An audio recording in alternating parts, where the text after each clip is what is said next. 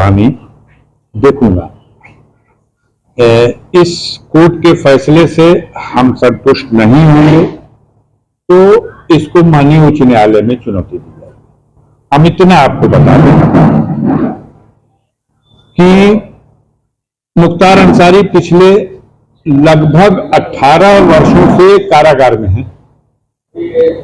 बिना सजा हुए भी तो एक आजीवन कारावास के बराबर वो सजा काट चुके हैं। अब जाहिर सी बात है कि अब इस केस में जो गैंगस्टर का केस है, इसमें मैक्सिमम 10 साल की सजा जो हो सकती थी वो यहां के न्यायालय ने दिया है। अब उनका विवेक जो पतरावली पे उनके साथ साक्ष्य थे उसके हिसाब से अब इसको माननीय उच्च न्यायालय में जब चुनौती। देखिए एक बात बताएं, ऐसी परिस्थितियां एक बार 2002-03 में उत्पन्न हुई थी। तब मुख्तार अंसारी के विरुद्ध टांडा कोर्ट दिल्ली में जज थे उस वक्त, ढींगरा साहब बड़े मशहूर जज हुआ करते थे। उन्होंने इसी तरह से 10 साल की सजा मुख्तार अंसारी को टांडा में दी थी और माननीय सर्वोच्च न्यायालय में उस सजा के आदेश को चुनौती दी गई थी, क्योंकि टांडा हाईकोर्ट में नहीं उसको चुनौती, वो हाईकोर्ट के पैरेलल उसके भी हाफ पे ये कोर्ट होती थी, स्पेशल कोर्ट, तो उसको सुप्रीम कोर्ट में चुनौती दी गई। अब माननीय सर्वोच्च न्यायालय ने उन्हें बाइज्जत बरी कर दिया। मुद्दा भी अजीब तरह का है। यहां जो मुद्दा था उनके वकीलों ने जो उठाया वो ये उठाया कि यूपी गैंगस्टर एक्ट 1986,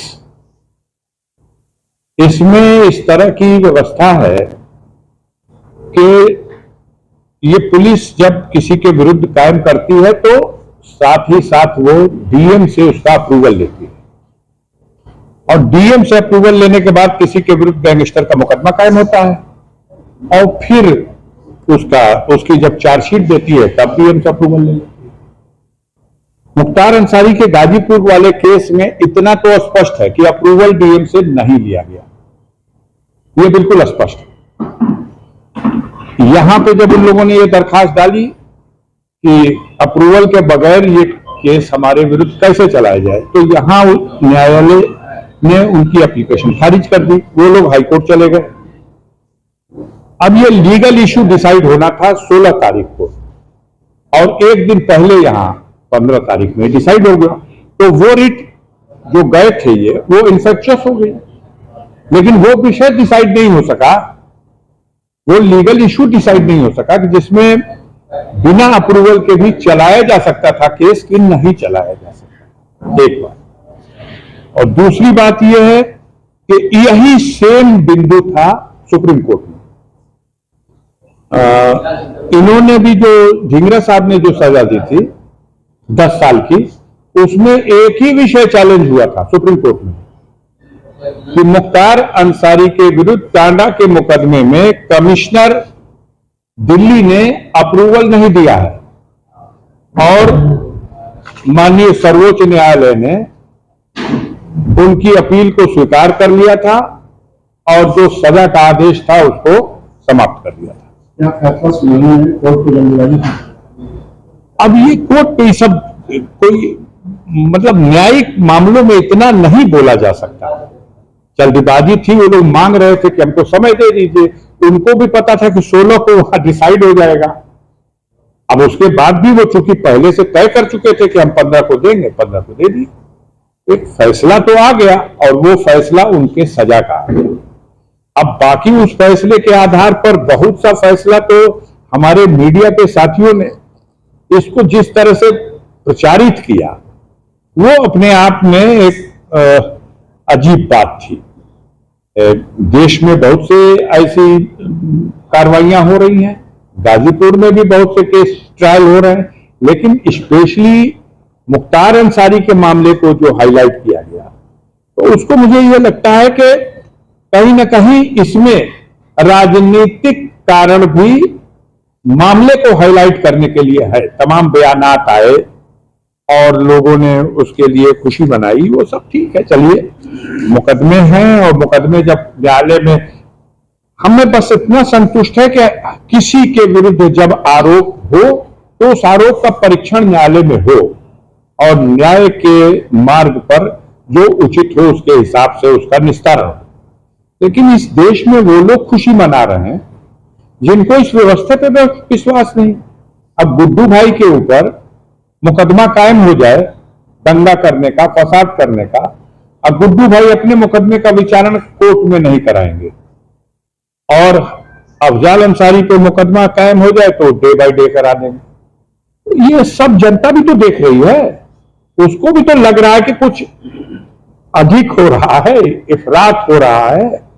देखा जाएगा। अभी तो जो एक बात है कि एक कोर्ट का निर्णय आया है और न्यायिक प्रक्रिया है, उसमें कोई टीका टिप्पणी का अवसर नहीं। अगर आपको वो फैसला अच्छा नहीं लगता है, उसमें जो विसंगतियां हैं, उसमें जो कमी है, उसको आधार बना के आप ऊपर के न्यायालय में जाइए। आप उस पर टीका टिप्पणी कैसे करेंगे? आपके वकील साहब ने बताया था कि देखिए, गैंगस्टर अपने आप में पैरों पर खड़ा होने वाला कोई अपराध नहीं, ये किसी दूसरे पैर पे खड़ा होता है।